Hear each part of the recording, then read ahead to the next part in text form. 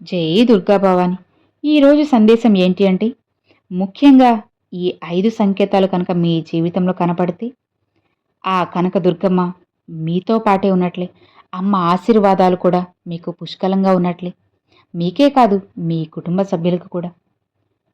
దుర్గమ్మ యొక్క అనుగ్రహం మనకు లభించింది అని తెలియడానికి ప్రకృతి పరంగా ఒకటి మనకి తెలుస్తుంది. అంటే కాలం కలిసి రావడం. నువ్వు పూజ చేయడమే అమ్మవారి అనుగ్రహం. నాకు అమ్మవారి అనుగ్రహం ఉంటే ఇప్పుడు మనమంతా కూడా ఇట్లానే కదా అనుకుంటూ ఉంటాం. ఇప్పుడు నేను మాట్లాడాలంటే కేవలం ఈ ఫోన్ నుండి వాయిస్ ఓవర్ ఇస్తే సరిపోదు కదా. అమ్మవారు ఆ మాటల్ని మన చేత పలికించాలి. ఇదే నోటితో మనం ఏదైనా మాట్లాడొచ్చు.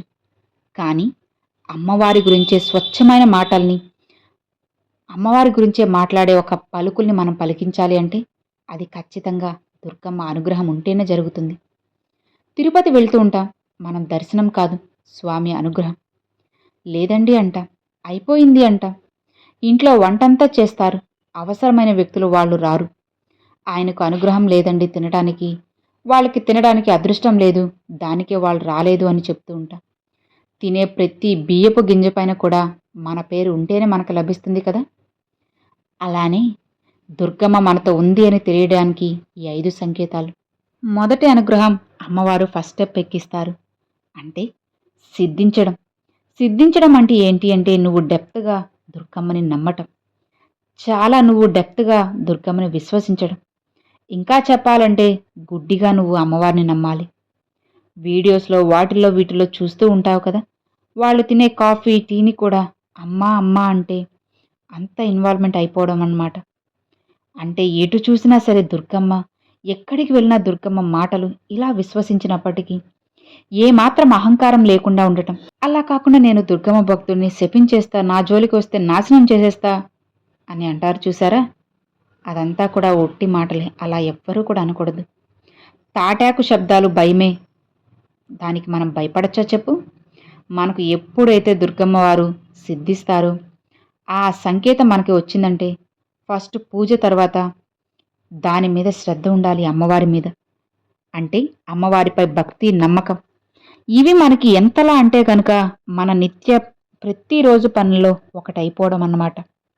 అలా అని చెప్పి కోపంగా, హడావిడిగా, విచ్చలవిడిగా వచ్చేసి మంచిగా ఫోటో తీసావా?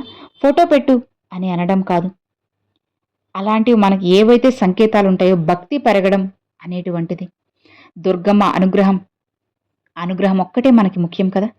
నాకేదో డబ్బు కలిసి వచ్చింది, ఈ దుర్గమ్మని పూజిస్తున్నాను, అమ్మ ఫోటోని చూస్తున్నాను, లేదా కోర్టు కేసుల నుంచి బయటపడ్డాను, నా టైం వచ్చేసింది అని ఇలా కాదండి.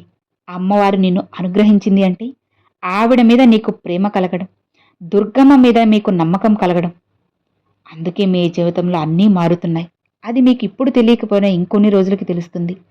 అమ్మ ఎంత గొప్పగా అహంకారం లేకుండా అలా ఉండిపోతారు. చూశారు కదా, వాళ్ళ దగ్గర అమ్మవారు నిరంతరం ఉంటారు.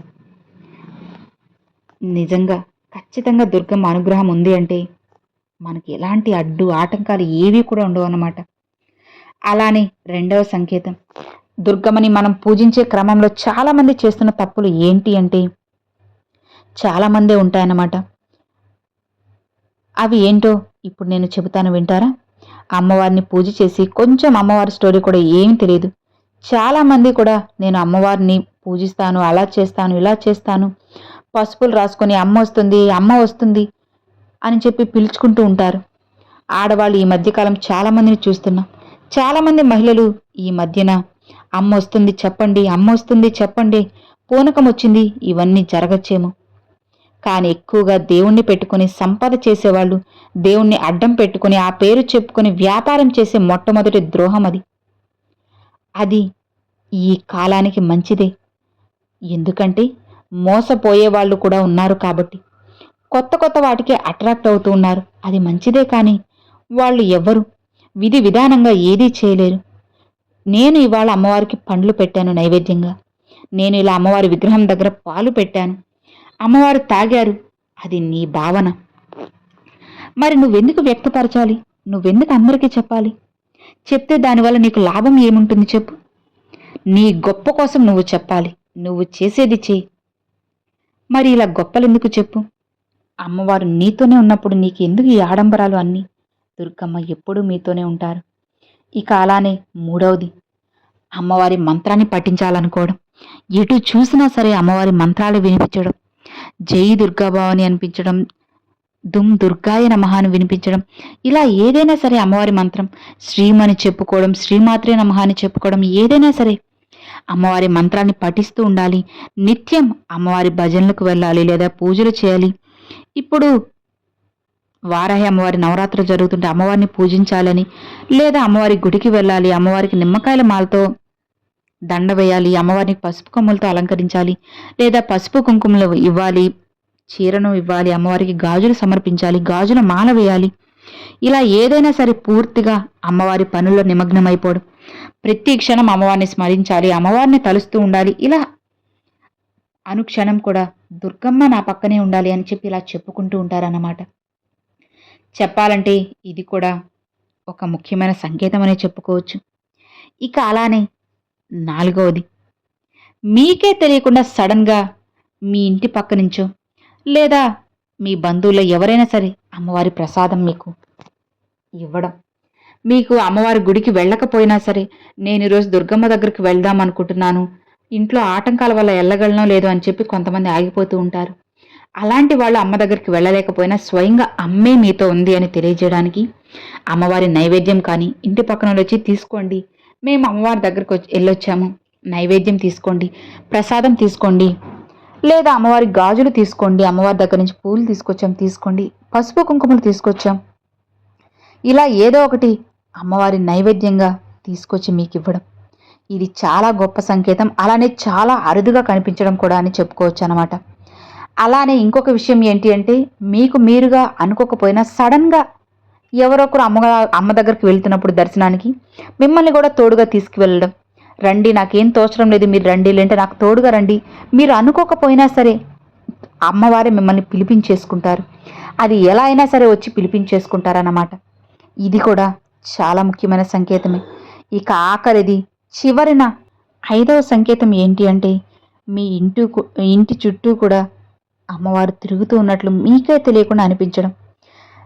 అర్ధరాత్రి మీరు పడుకున్న సమయంలో ఏదో తెలియని ఒక శక్తి మన ఇంటి చుట్టూ తిరుగుతుంది, లేదా మనకే తెలియకుండా ఒక పాజిటివ్ వైబ్రేషన్ అనేది మన ఇంటి చుట్టూ తిరుగుతూ ఉంటుందన్నమాట. అవును కదా, ఇది చాలా మందికి కూడా తెలిసే ఉంటుంది.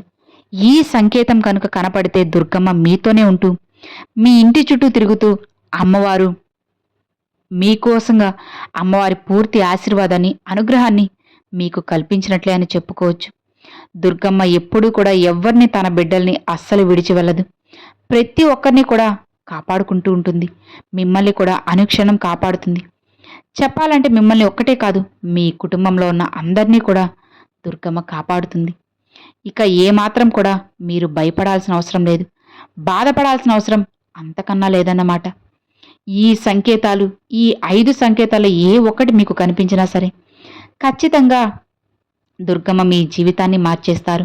ఇక ఏమాత్రం భయపడకుండా, అస్సలు బాధపడకుండా అమ్మవారిని నమ్మి నమ్మకంతో పూజ చేసిన వాళ్ళకి ఖచ్చితంగా అమ్మవారి అనుగ్రహం అయితే కలుగుతుందన్నమాట.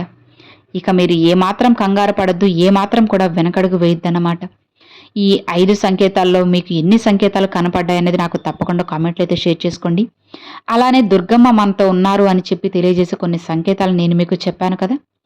మీకు ఏదైనా మీ జీవితంలో జరుగుంటే మాత్రం ఖచ్చితంగా నాతో పాటు కామెంట్ సెక్షన్లో అయితే షేర్ చేసుకోండి. ఈ వీడియో నచ్చితే లైక్ చేయండి, మీ ఫ్రెండ్స్ అండ్ ఫ్యామిలీస్కి షేర్ చేయండి. ఫస్ట్గా మన ఛానల్ చూసేవాళ్ళు సబ్స్క్రైబ్ చేసి సపోర్ట్ చేయండి ఫ్రెండ్స్. Thanks for watching. జై దుర్గా భవాని.